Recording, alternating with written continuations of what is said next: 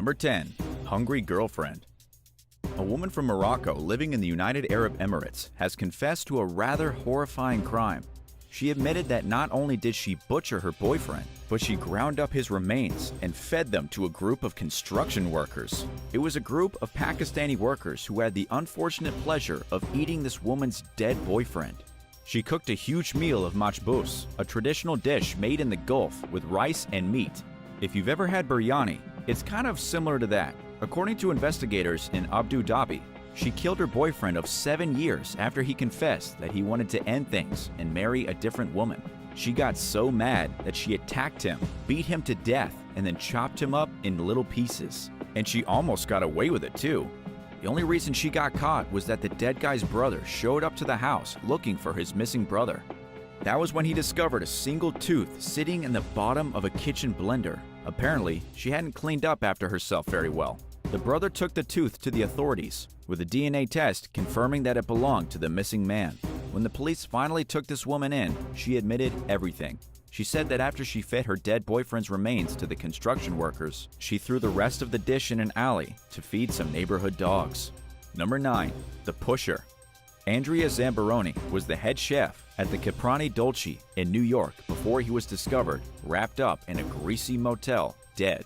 He was also the third man found deceased in a Queens motel after hanging out with a woman named Angelina Barini. The first victim was discovered at the Airway Inn on July 4th, dead from a drug overdose. Police didn't think much of it until a second victim appeared the week after, on July 11th, dead at the Crown Motor Inn, also from a drug overdose. And by the time Andrea Zambaroni was discovered stuffed in a garbage can with one foot sticking out at the Camway Lodge, just blocks from his home, police knew they had a problem.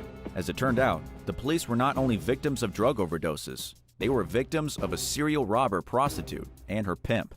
Angelina Barini was spotted on surveillance footage bringing a garbage can back to the room where Zambaroni was found, the same one he was stuffed into. When the police questioned her, she blamed the death on her pimp, saying it was him that made her do it. With a bit more investigating, cops learned that Angelina was providing a type of liquid ecstasy to men who paid for her services. But this liquid ecstasy turned out to be deadly, killing all the men she gave it to. After these men were dead, Angelina robbed them and then ran away. She has since been charged with conspiracy to distribute fentanyl, but not actually murder. But seeing as she had already 25 prior arrests since 2001, she's most likely going to get a pretty heavy sentence. Number 8. Party Mom. A mom from the Bay Area has been charged with something extremely bizarre. In fact, it's so bizarre that you're probably not even going to believe it. Her name is Shannon O'Connor, 47 years old. According to charges filed by the Santa Clara County District's Attorney's Office, she's gotten in trouble for hosting secret teenage parties involving alcohol and adult activities. Prosecutors are saying that this woman, almost 50 years old, would buy alcohol for her son and his teenage friends and lure them to her house to get drunk. And while this is pretty bad parenting in and of itself, it gets even weirder. Shannon discouraged the teens from telling anyone else about the parties, especially their parents. She also refused to call for help when one of the teens got so drunk that they threw up on themselves and passed out. And now for the really sick stuff. Shannon encouraged the teenagers to get busy with one another, often under non-consensual circumstances, and often while she watched and maybe even participated a little. In other words, and to be completely frank, she lured teenagers to her house and got them wasted so that she can convince them to have weird sex parties. This sounds like the plot of a really bad movie, but it's 100% true. Shannon is being charged with 39 criminal counts, including sexual assault, felony child abuse, and providing alcohol to minors. She may not have killed anyone, but this woman proved to be wildly dangerous in a completely different way. Number 7. Vindictive and violent. A woman known only as Fung is one of the most dangerous and frightening people on the planet. The reason for this is simple. While her 52-year-old boyfriend was asleep, she snuck into his bed and cut off his manhood. Yikes. Oh yes, this is a real thing that actually happened. The man was taken to the hospital for emergency treatment, at which point the doctors told him that he would never be able to perform in the bedroom ever again. Double yikes. They didn't even have an opportunity to reattach his pieces because his girlfriend flushed the chunk that she'd cut off down the toilet. Triple yikes. You're probably wondering what could motivate somebody to do something so horrible. Well, Fung thought that he was cheating. In revenge, consumed by anger that her boyfriend would portray her like that, She cut off his junk while he was sleeping. And not only that, she sawed it off, which must have been extremely gruesome. He lost about 20% of the organ. The reason he didn't wake up while the sawing was going on is because she had likely poisoned his food to make him pass out. So when he woke up finally in the middle of the night, his bed was soaked in blood. As for Fung, she has since been charged with aggravated assault. But because she didn't intend to kill, she won't actually spend that much time locked up. How much jail time should this lady get? Let us know what you think in the comments down below. And if you're liking the video, be sure to hit the thumbs up and subscribe button if you haven't already. Number 6. Stabby. Dennehy was born in St. Albans, Hertfordshire, in the UK. She was raised by her parents, her dad, a security guard, and her mother, a grocery worker. Dennehy began running away from home when she was just 15 years old and continued to do so before she turned 16 and had the legal right to choose where to live. Her parents had hoped that their daughter would become a lawyer, not a psycho killer. At 31 years old, Joanna Dennehy confessed to stabbing 3 men in the chest and dumping their bodies in ditches. Dennehy went on a killing spree. Her unfortunate victims were her boyfriend, Kevin Lee, 48, his friend, Lukas Slabazuski, 31, and housemate, John Chapman, 56. She somehow convinced 2 other men to help her cover up these crimes. She had them help her dress one of the victims up in a black sequin dress and left him in a ditch. She also stabbed 2 random people, Robin Bereza and John Rogers, who were simply walking their dogs down the street. Luckily, both men survived the attack. She was on the run for 2 days before apprehended by police. In an interview, she claimed she wanted to kill 9 men in total. She wanted to be remembered like Bonnie and Clyde. Dennehy was diagnosed with antisocial psychopathic disorders, as well as borderline personality disorders. You think? After her arrest, she was also diagnosed with paraphilia sadomasochism, which means she gets sexual excitement from pain and humiliation. She's clearly a dangerous woman who kills for her own self-pleasure. She will be behind bars for the rest of her life. Number 5. Hot revenge. It was 2007, and a woman was lying asleep in her apartment with her 2 small children. She was rudely awoken by a pan of hot cooking oil being poured onto her face. According to the prosecutors in the case, it was Sandra St. John who threw the hot cooking oil. Sandra had seen the other woman as a rival. Why? Because the man that she was dating, and whose child she had given birth to, also happened to have a child with this other woman. Sandra was jealous of the other woman and her child because they were spending too much time with the father of her own child. And if that sounded like a lot to follow, it absolutely is. To take care of this issue, Sandra thought it was a good idea to dump hot oil on the poor woman's face. When she appeared before a court, Assistant District Attorney Richard B. Morse called her a menace to society. Then, in her own defense, Sandra said that she didn't even do it. She said that the other woman did it to herself to frame her. But this defense didn't slide, and Sandra was given 16 years in prison for her brazen midnight attack. She was charged with armed burglary, mayhem, battery with a deadly weapon, and endangerment of a child. Number 4. Fighting a lion. A woman in California has proved to be somebody you absolutely don't want to mess with. Her child was playing inside of her home in Calabasas in the mountains just west of Los Angeles when a mountain lion came out of nowhere and pounced on the kid. The lion snatched up the child in its jaws and dragged him across the front lawn. It was devastating, and most people would have panicked and not known what to do. But not this dangerous mom. She attacked the lion with her bare hands and beat the hell out of it. Chalk it up to parental instinct, fight or flight, or whatever you want. But this woman is a wrecking ball. Even though her son suffered injuries to his head and torso, he made it to the hospital in Los Angeles in stable condition because his mom literally fought a mountain lion. She grabbed the thing by its face and punched it into next week. This is not the kind of woman you want to get in an argument with. Sadly for the lion, it was later discovered by wildlife officials and put down. The authorities said it was just a young lion, still learning how to hunt. This is why it went after the kid, because it hadn't learned any better yet. So while this woman isn't exactly a danger to society, she's definitely a danger to wildlife that tries to snack on kids. Number 3. Miranda Barbour. Miranda Barbour may just be the most dangerous woman in the history of the United States of America. If you haven't heard of her, get ready to be surprised. At just 19 years old, she confessed to being one of the most prolific serial killers in American history. However, police in Pennsylvania and the FBI are still trying to work out just how many of her murders are real and how many of them she made up to get attention. First of all, prosecutors in Pennsylvania are seeking the death penalty against Miranda and her husband for the murder of Troy LaFerrera, the guy who answered a Craigslist ad to exchange money for services of the adult variety. When Troy showed up to the meeting spot, Miranda and her husband stabbed him to death. At the time, the couple had been together only for 3 weeks. They had just moved to the area from North Carolina. Police described it as a thrill killing, with the husband hiding in the back of the SUV with a cord around the victim's neck, and Miranda doing the actual stabbing from the front seat. The police were quick to track down the couple and arrest them, and once they had Miranda behind bars, she began confessing to dozens of murders throughout all of the United States. She also claimed that she joined a satanic cult in Alaska when she was just 13, and that was when the killing actually started. However, the police haven't been able to confirm any of her confessed killings. She says she killed over 22 people, but the FBI is still searching for the remains. It could be the real deal, a teenage girl who went on a mad killing spree for 6 years, or it could all just be a delusional fantasy. Number 2. Robbing in the Bronx. A crazy woman from the Bronx had gotten into some serious trouble for robbing a family dollar store and trying to stab the security guard to death with a screwdriver. It's hard to say if this woman is crazy, dangerous, or a little bit of both. According to the officials, the incident happened on a Sunday night on Ogden Avenue. The woman placed several items in a plastic bag and then tried to leave the store without paying. It was a classic dollar store robbery. But when the security officer tried to stop her, she pulled out a screwdriver and went straight for his throat. Luckily, the security guard managed to evade the attack and distance himself from the woman. After all, getting stabbed over a robbery at a dollar store is not really worth it. The woman then fled the scene and, believe it or not, got away clean. The police have been unable to track her down, and so there is currently a maniac on the loose in the Bronx with a screwdriver that is not afraid to use it. And number 1, Aileen Wuornos. Aileen Wuornos is without a doubt one of the most terrifying serial killers that ever stalked the back roads of America.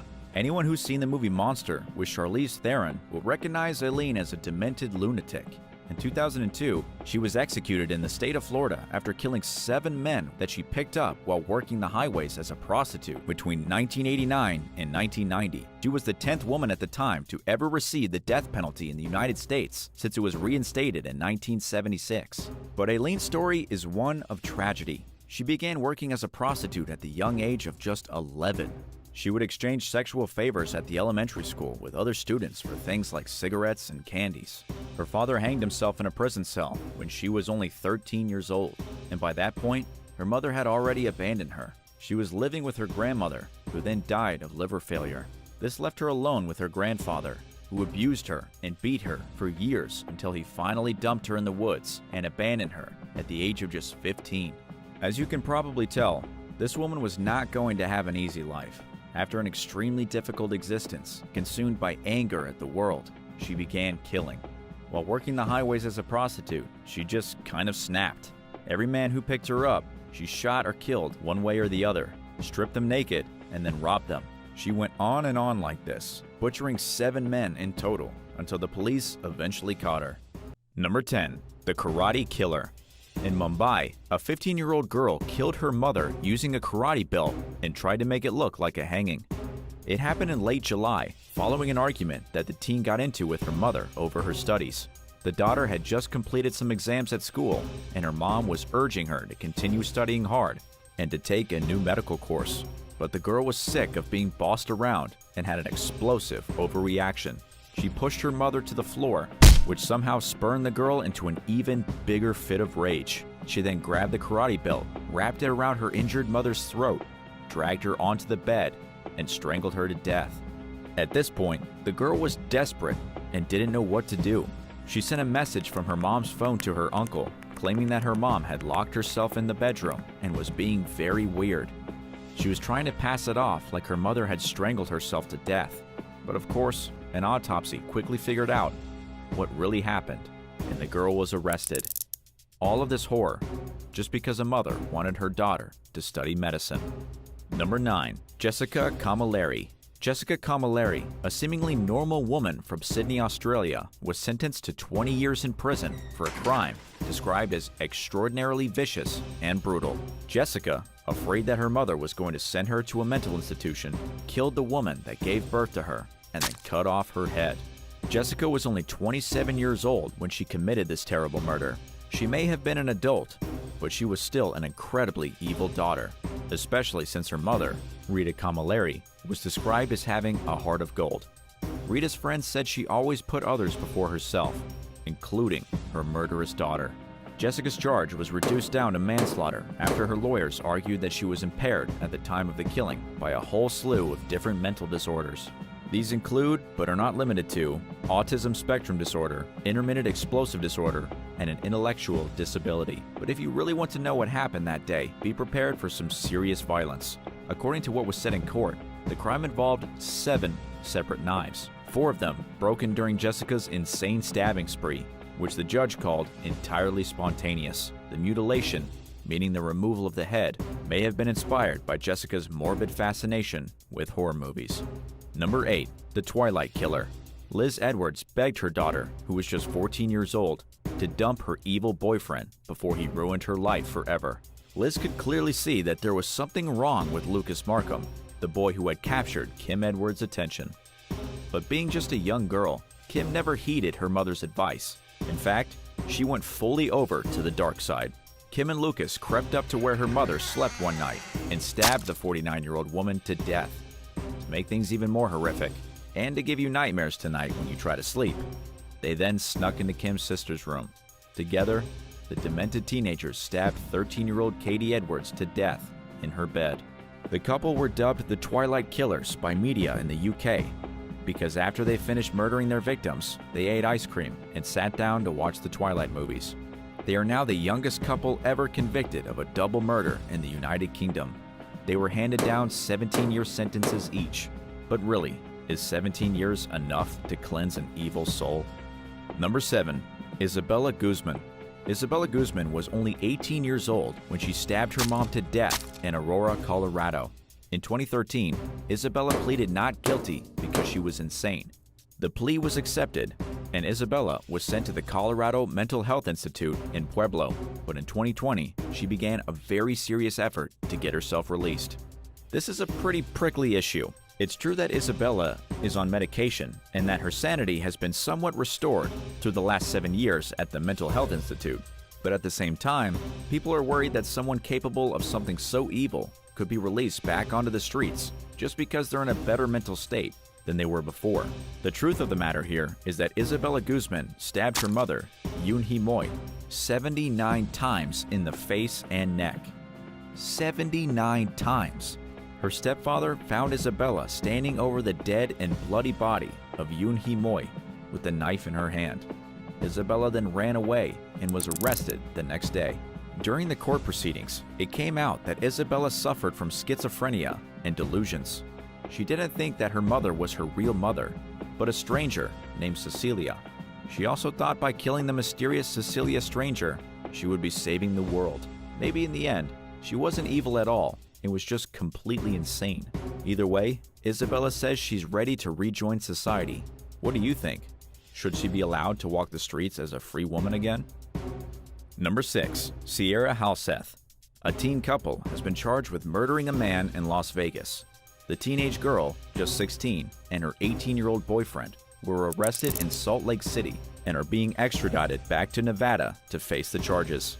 The couple, Sierra Halseth and Aaron Guerrero, killed Daniel Halseth and then burned his body in his own garage before running away. Daniel was Sierra's father, but he didn't approve of the relationship she was having with her older boyfriend. Daniel had even reached out to the parents of Aaron Guerrero, who agreed that the teens should not be dating each other. Each was forbidden to see the other, but we all know how that turned out. Investigators believe the original plan was to rob their parents and then run off to Los Angeles together, but something went wrong at the Halseth house. Investigators found a huge burn area in the living room, as well as pools of blood. They also discovered a chainsaw and a handsaw, both covered in blood and human tissue, suggesting that the teens had tried to cut up the body to dispose of it, but they either couldn't figure it out or got too grossed out by all the blood. Finally, they resorted to burning the body in the garage instead. What do you think should have been the punishment for this kind of evil crime? Let us know your judgments in the comments, and don't forget to hit subscribe if you haven't already. Number 5. Heather Mack.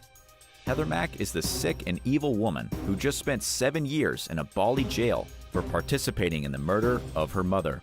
She was originally jailed in 2015, along with her boyfriend, for killing her mother and then stuffing her dead body into a suitcase. This was a pretty high-profile murder case. These weren't just a few greasy backpackers who got drunk and murdered somebody. Heather belonged to a very wealthy family, with her father being a jazz and classical composer and her mother being a Chicago socialite. They lived in the best and most upscale Chicago suburb. You don't really expect these rich people to commit murder and stuff a human body into a suitcase. According to what Heather told the New York Post, her anger towards her mom all started when her father died in 2006 in Greece. The three of them had been vacationing near Athens when her dad passed away. But instead of going home to do proper mourning or to have a funeral, Heather's mother insisted that they just continue on their vacation like nothing ever happened. Then in 2014, Heather started dating a guy named Tommy, 3 years older and an unemployed aspiring rapper. Things went downhill from there. Heather started skipping school. She started stealing her mother's credit card, and she soon dropped out of high school altogether and got pregnant. Her mom had taken her on vacation to Bali in hopes of persuading her to have an abortion. But this got Heather and Tommy so mad that they teamed up, beat the woman to death, stuffed her corpse into a suitcase, and were busted just a few hours later. Number 4. Yuvika Reddy. Yuvika Reddy was a pretty bad daughter. She actually killed her mother because she wanted to marry her own stepfather. And no, this isn't a story from some backwater town in the deep south. It's from India. According to local police investigators, Yuvika and her mother's second husband had fallen in love with each other.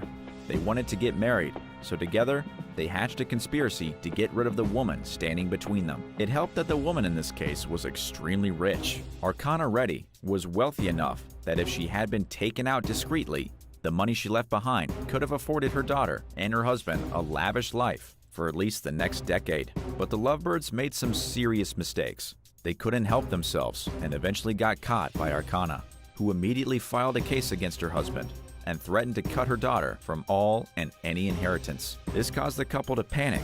They acted quickly and without any discretion. But of course, they didn't do the murder themselves. They hired a gang of men to drag Archana Reddy out of her car in the middle of the night and then beat her to death on the side of the street. The police cracked the case though, arresting all 7 people involved in the beating, as well as the vindictive daughter and the cheating husband. Number 3. Swimming with dolphins. If you need a bit of a break from all the beatings and the stabbings, let's take a look at a couple of young girls from Utah who stole their parents' car so they could drive to California and swim with the dolphins. These girls aren't inherently evil, just extremely misbehaved. What's really crazy is that the girls were only 9 and 4 when they stole the car and went on their grand adventure. They put their seatbelts on, got on the road to California, sideswiped the car, then crashed straight into a semi-truck. Thankfully, neither girl was injured. In fact, nobody was injured during the reckless joyride. The 2 girls stole the keys to the family Malibu, snuck out of the basement, and managed to get 10 miles along Utah's Route 201 expressway before finally crashing into the semi-truck. When questioned by police, the girls admitted that they had planned the whole thing and woke up at 3 o'clock in the morning in hopes they could make it to California by sunrise to swim with the dolphins. Number 2. Late night visit. This next listing is actually about a daughter's evil boyfriend. In Louisiana, a father was killed by a 17-year-old boy with a ladder. He also had a gun, which he used to shoot 35-year-old Desmond Hamilton. But the ladder was important as well. It was extremely early in the morning on a Sunday when Desmond realized that there was a ladder leaning against his house, with the top of it perched in his daughter's window. Naturally, Desmond was upset. The girl's mother and grandmother took her into another room, while the father tried to bring the teenage boy downstairs and have a civil conversation with him. Instead, the boy wanted to argue. The argument turned violent, and the 2 men started shooting at each other. Not only was the 17-year-old armed and dangerous, so too was the father. Authorities have no idea which one shot first, but Desmond ended up being the one taken to the hospital and pronounced dead. The teenager was also injured, but he's expected to make a full recovery. Of course, he's being charged with second-degree murder, so he'll be sent straight to jail, but he's still alive. But here comes the part about the evil daughter. The girl had invited the boy into the house, and it wasn't the first time it had happened. According to the Zachary Police Department, this was an ongoing issue with the daughter inviting the boy into the house over and over again. Even though she didn't technically kill her father, her sneaking the boy in with the ladder repeatedly and against the wishes of her family is what led to the shooting. And number 1, ERICKA Nicole McDonald. In Houston, Texas, a 29-year-old woman broke into her mother's house through a window and then attacked her with a knife. Her name is ERICKA Nicole McDonald, and she's one of the worst daughters ever. At about 9 o'clock at night, ERICKA snuck onto her mother's property on Willow Place Drive, smashed the window, crawled into the house, and then stabbed 51-year-old Terry Mendoza, as well as her 63-year-old aunt, who just so happens to be at the wrong place at the wrong time. According to local police, ERICKA's motive came from an argument the two had gotten into prior to the attack. She was angry enough to stab her mother to death, although in her defense, she did try performing CPR for a few moments before getting freaked out and running away. But she must have known that she wasn't going to get away with what happened, and she turned up later to the apartment and gave herself up to the investigators. Her mother died from the stab wounds at the hospital, while her aunt required surgery for 6 deep punctures that she suffered during the altercation. Relatives had actually tried to get officers to apprehend ERICKA before things went bad. Not only was she a rather evil daughter, she was also a pretty bad mother. The police responded to a welfare call just 6 hours before the attack, in which they threatened to charge ERICKA with child endangerment. ERICKA was so mad that, well, she stabbed her mom for getting police involved in her business. 10. Real-life Subway Surfers. Have you ever played the game Subway Surfer? Well, here's a man who set out to play the game in real life with devastating consequences. In October of 2021, a man in New York died while attempting to surf the subway. The 32-year-old man, whose name was not revealed, was struck by a northbound train after losing his balance while surfing on top of the moving J train on an early Saturday morning. In an interview, the police said that the incident happened around 4:30 a.m. after the victim stood on top of the train's roof, which was headed towards the Williamsburg Bridge from the Essex Street station. They added that the victim slipped from the subway roof and landed on the northbound side of the tracks, where he was run over by another oncoming train. The man was pronounced dead at the scene. After the incident, the MTA temporarily suspended its service by cutting off the power. Several hours later, the service resumed. In 2019, a similar incident happened when a 14-year-old boy died after riding on top of a train which was on the way to Manhattan. The incident occurred on a Saturday night around 9 p.m. on the track near Queensboro Plaza. Several such incidents have been reported where youngsters wanted to put their gaming skills into real-life action. Clearly, from these examples, we can see they failed miserably. 9. Drop dead. We all know how teenagers can be reckless, but sometimes they take their recklessness to unimaginable levels. A teenage boy from Paris in 2017 was killed while he was attempting to train surf over an iconic bridge. The boy, who was all of 16 at the time, attempted the stunt on the roof of a train that was crossing the Bir Hakeim Bridge. Witnesses at the scene said the boy was hit by the roof when he was trying to pull off the stunt. The boy fell onto the tracks and died on the spot.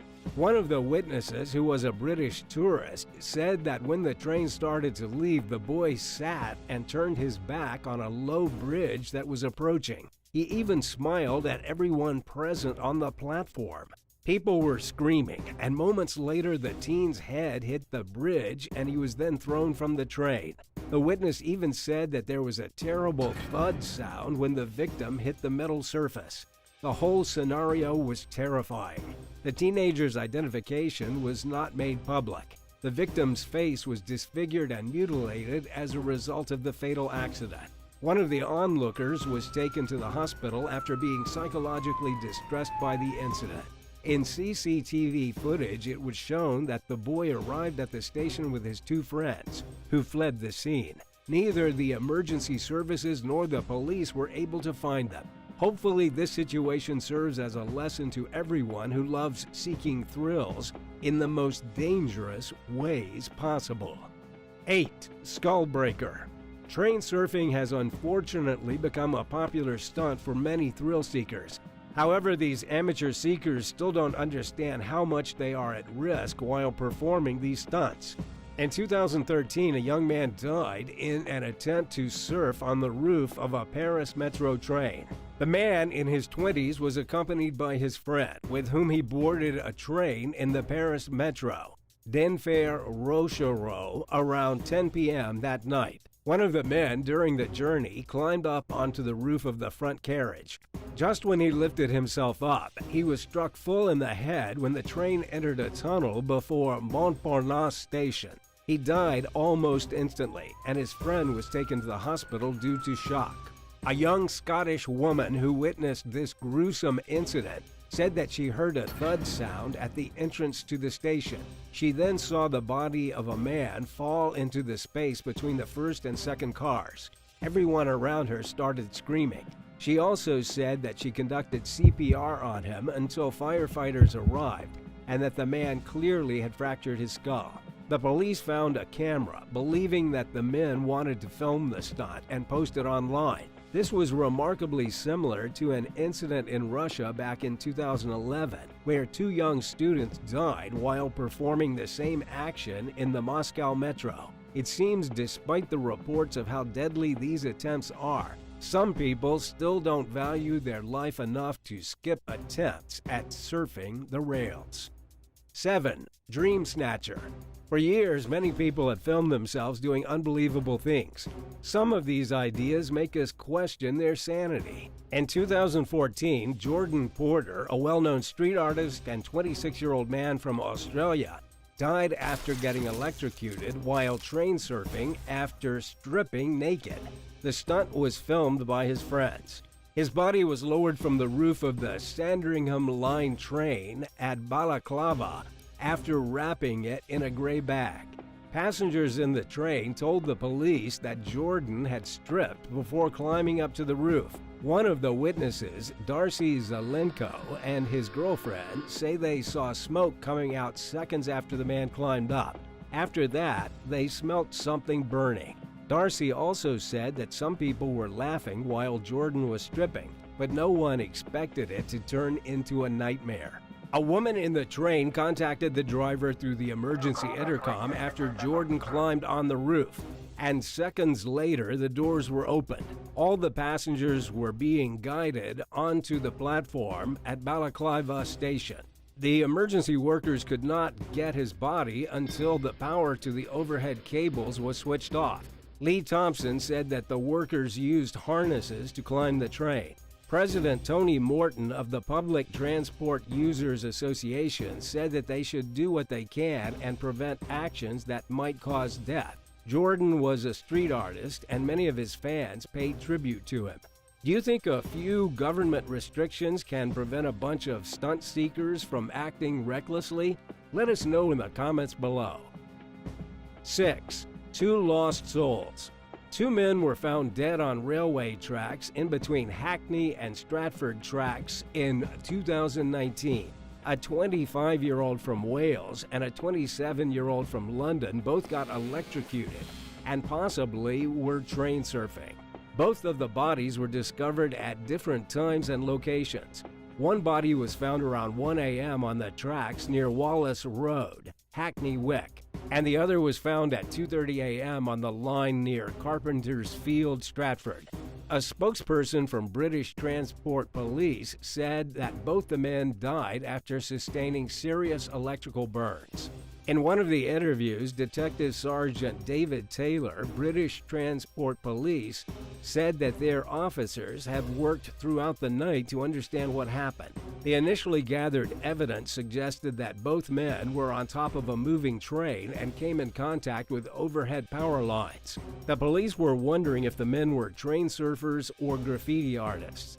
Joseph Alchin, a novelist, said that he heard a loud explosion and saw a fire on the tracks from his window. He said that fire was igniting underneath the train and thought someone might have thrown something burning onto the tracks. There were no witnesses of either of the men climbing the top of the train, but the police were still hopeful for more information or witness accounts, as it would have been a big help to them with the investigation. What are your thoughts about these thrill seekers? Is train surfing harmless fun or a dangerous idea? Let us know in the comments section, and if you're enjoying this video, then give us a like and a share. Now let's move on to some more spine-chilling train surfing stories. 5. Parkour. Parkour, for those who don't know, is a popular stunt activity that includes jumping, running, leaping, and flipping from building to building, along walls, and other structures without assistance from nets or ropes. A 19-year-old high schooler from South Africa died while performing daredevil parkour moves on a moving train in 2015. He was on his way to school when his train surfing resulted in a horrifying death. The young man fell off the tracks, where his head was ultimately severed under the wheels. Robert Malodzi, a spokesperson from Johannesburg Emergency Management Services, said that the boy was jumping in and out of the train when he suddenly slipped and fell and landed between the platform and the train. The incident happened on the tracks of Chiawilo railway station in Gauteng, Johannesburg, and he suffered multiple injuries. The spokesman went on to say that the victim was not the only one doing train surfing at the time, and that he was with a group of boys who were surfing along with him. Unfortunately, he was the one whose playful stunt ended violently. The authorities over the years have been dealing with train surfing problems, as this stunt has become a favorite pastime among the youth in the area. There have been incidents where kids compete with each other. Some surf on top of the roofs by risking their lives and not caring about the high-voltage power lines overhead. Robert even talked about another incident where another school child in Mayfair passed away while train surfing. This has become a trend, and they are urging people to refrain from attempting this incredibly dangerous pseudo-sport. 4. Actor and daredevil. The chances of surviving a train surfing accident are low. In spite of this, however, daredevils, aspiring YouTubers, and others haven't stopped performing these stunts that might take their lives. Brian McKellen, a model and actor, lost his life after catching fire when he was electrocuted while train surfing in New York in 2014. The 21-year-old was rushed to the hospital where he fought for his life, but unfortunately he didn't survive. The authorities at Metropolitan Transportation confirmed the death of Brian, who died as a result of his severe burn injuries. They stated that burns were a result of getting electrocuted by a 12,500-volt overhead power line. One of the crew members used a fire extinguisher to douse the fire, but his body had suffered nearly 85% burns already. The police said that they found videos of him climbing the train. Brian, who lived near Union Square, somehow got on top of the train at the Stamford station. Ryan Colby, who was Brian's agent, said that Brian had big dreams of becoming an actor and model. He was about to work on 3 different projects, which included a thriller movie starring Pierce Brosnan. He went on to say that Brian was still learning to balance the responsibilities of adulthood. Still, he was also a daredevil like many young men. His mother was able to see him for the last time, and Brian's roommate was with him up until her arrival. Brian's dreams for success were ultimately ended after this unfortunate and tragic result of his choice to attempt the dangerous stunt. 3. Extreme adventure. Alina, a 21-year-old Russian woman, was a train surfer who loved doing daredevil acts.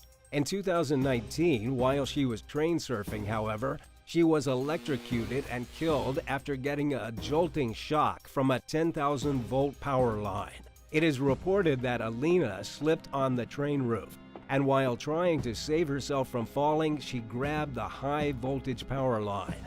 After falling from the train, she was alive but died before an ambulance arrived. One of her friends said that she was a big fan of extreme adventures and that Alina also used to love base jumping. She even enjoyed scaling tall buildings. Another friend of hers said that she used to love speed. and that if not for this incident, then she could have died losing control over her KTM bike. A male friend was also there with her, and luckily for him, he survived the tragedy. Some of the locals reported that there was a crowd of train surfers who looked intoxicated while they rode on the train roof. The Russian Investigative Committee launched a criminal probe, and not much about the investigation has been made public. 2. The YouTube star. YouTube stars sometimes go to great lengths to impress their fans. Arkady Asanov, who is only 11 years old, lost both of his legs in January of 2021 after attempting to train surf in a bid to become a YouTube star. His limbs were severed after falling from a moving cargo train as the wheels ran over him.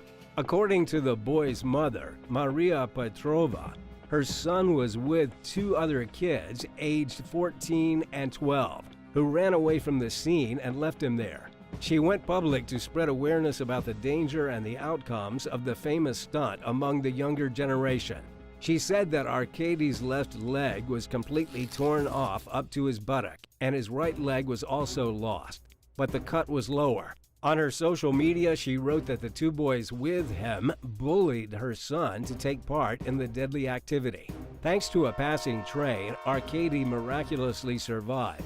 Bulat Zakiv broke the rules and stopped the train engine to give him first aid and to prevent more blood loss. He even summoned emergency services for Arkady. Maria said that the boys who study in the same school as her son have pushed him to make a video while surfing a train, telling him that it will make him famous as he was trying to be a YouTuber. The older boy is known to be an experienced train surfer who has his own YouTube channel. Do you think the 2 boys should be punished for running away after Arkady was injured? Let us know in the comments. 1. The hanging stunt. Train surfing is illegal, but still, as you can tell from this video, there are still plenty of people willing to make attempts at it.